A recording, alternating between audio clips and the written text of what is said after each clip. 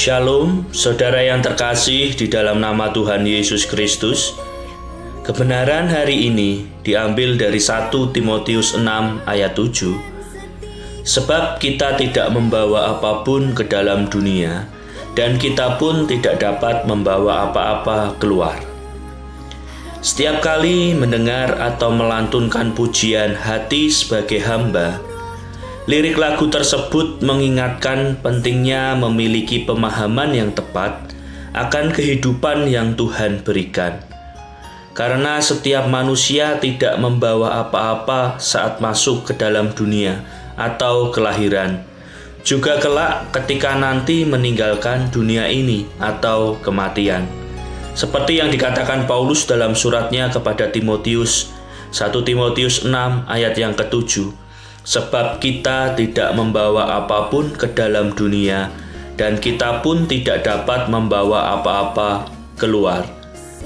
Nasihat Paulus dalam suratnya berisi nasihat untuk Timotius. Paulus mengingatkan mengenai pentingnya hidup dengan rasa cukup sebagai bagian dari arti ibadah yang sejati.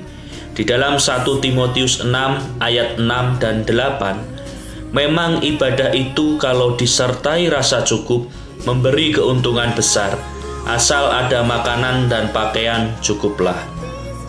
Seseorang yang mampu menjalani hidup dengan rasa cukup pasti tak akan membiarkan hatinya melekat pada hal-hal materi atau segala sesuatu yang bersifat fana.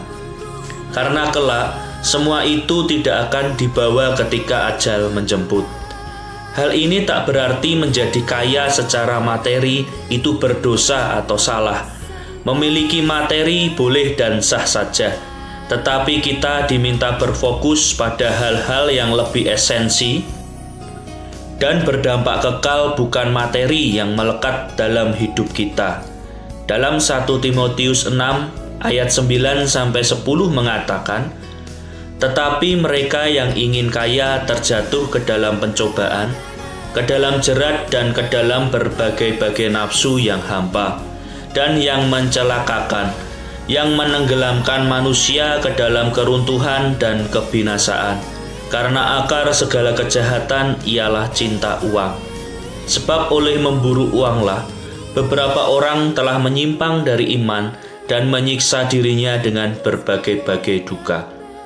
Allah lebih menghendaki hati kita melekat kepadanya, karena dialah yang menciptakan kita dan kelak kita akan kembali kepadanya.